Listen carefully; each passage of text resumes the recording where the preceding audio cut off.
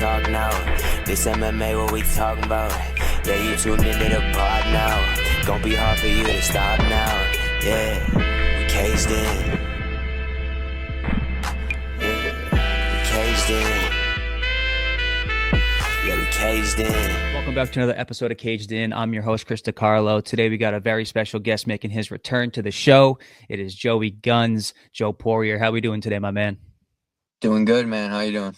I'm doing great, man. I know you got a big fight coming up at Cage Titan 70. You're getting back in there, man, back in action versus John Patrick, who is 4-2. This one goes down in Plymouth Memorial Hall, Plymouth, Massachusetts, on March 22nd. Very excited to see you back in Plymouth, man. It's been a little bit, so I'm sure the fans are looking forward to it as well. How you feeling overall, man, to get back in action and finally get back in the cage? I feel great, man. I like these. I don't like these long layoffs. It's been a little while in between my last two fights, so eager to get back in there and show everybody what I've been working on. I feel like it's gonna be another quick night. I got a lot of pent up aggression that I need to let out. Of course, man. Every time you do step in the cage, you love to put on a show, and your fights are always electric.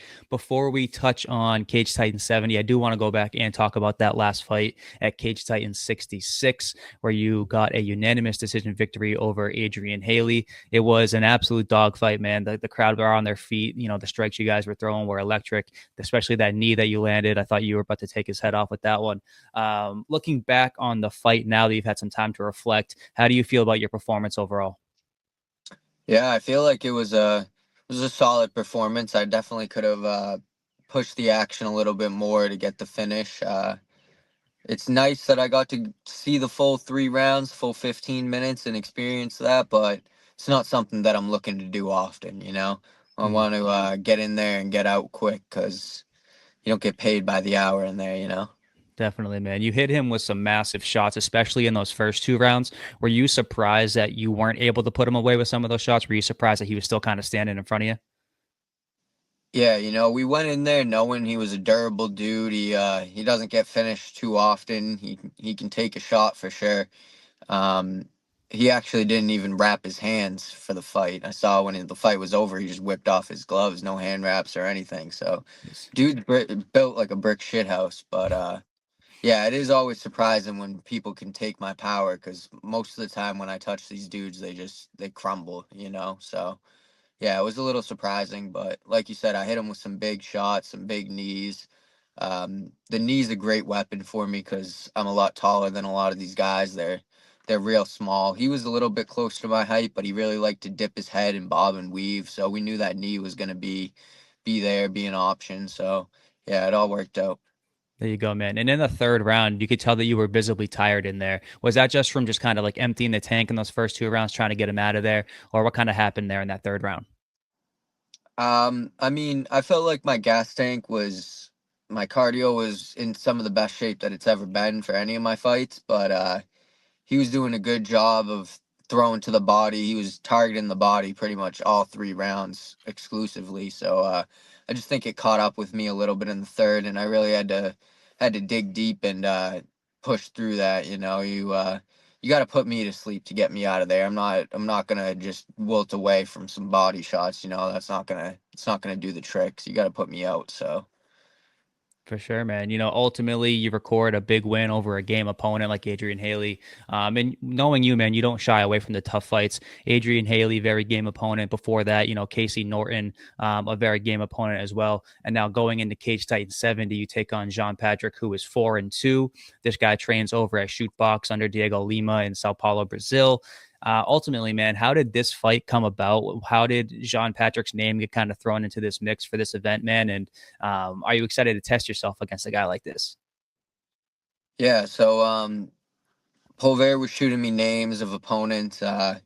We landed this guy, Kelvin Herrenbog, it was something like that. He's 7-5 guy, and we had said yes to him. He tried moving around the weight a few different times and was just making a lot of excuses. We offered to go all the way up to 35 to meet him for the fight, and ultimately he just said he didn't want to fight. So his manager actually manages Patrick too. So that kind of got put together a few days later.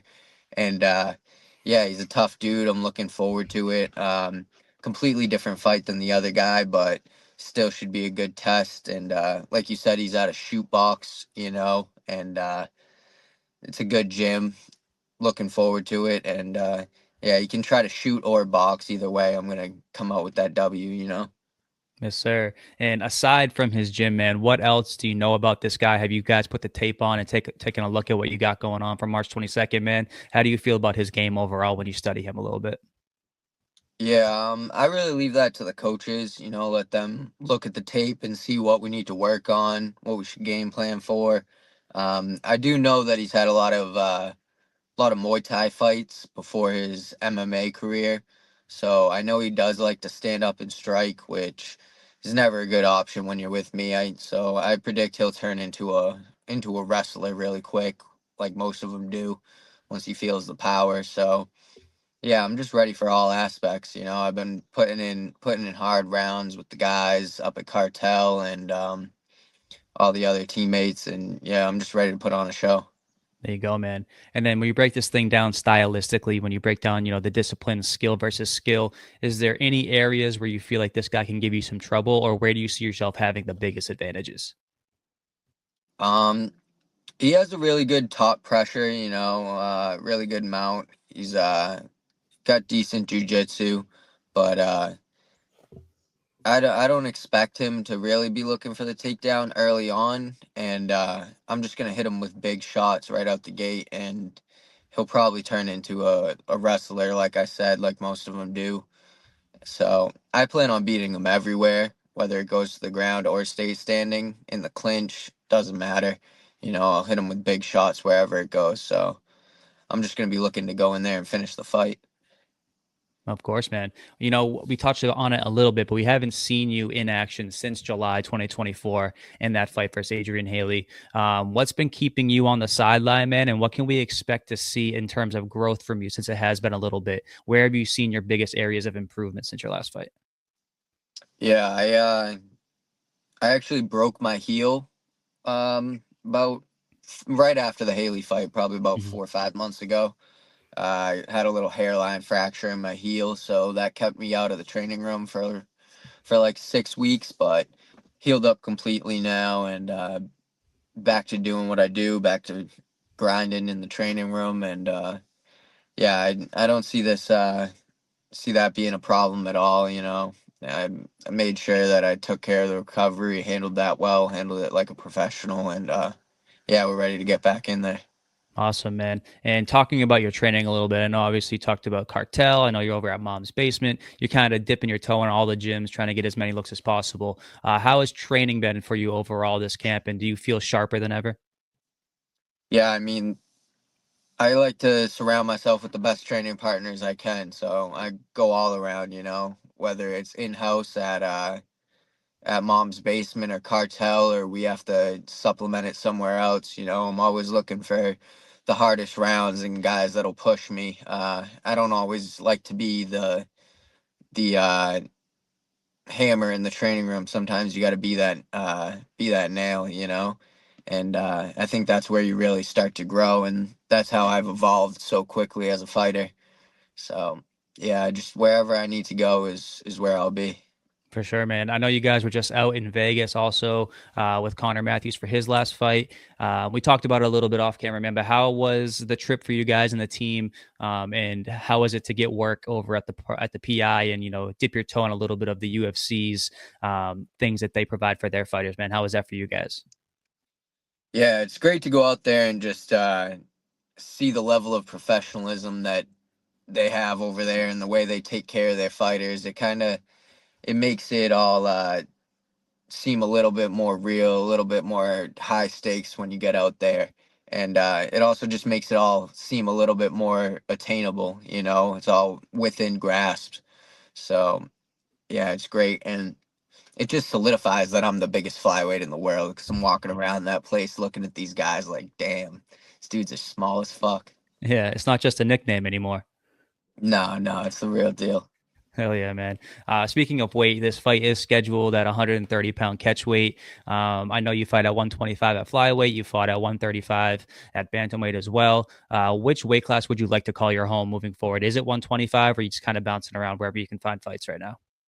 Yeah, 125 is my home for sure. That's where I feel great at. You know what I mean? I have such an advantage over the guys at that size. I mean, not to say I'm not a decent 35er either, but I can do any weight class. You know, I hit like a lightweight, so really any weight class doesn't matter to me. But 25 is definitely where my home is. I'm just not looking to put that tax on my body unless it's for a title fight or it's on the big stage. You know, I don't really see a reason for that. Try to keep the my longevity as much as I can. You know, I'm real strict with that, whether it's the weight cuts or my sparring rounds, getting damage to the head. You know, I take that all very seriously and try to really create a safe environment for training where I'm not putting that damage on my body unless it's absolutely necessary.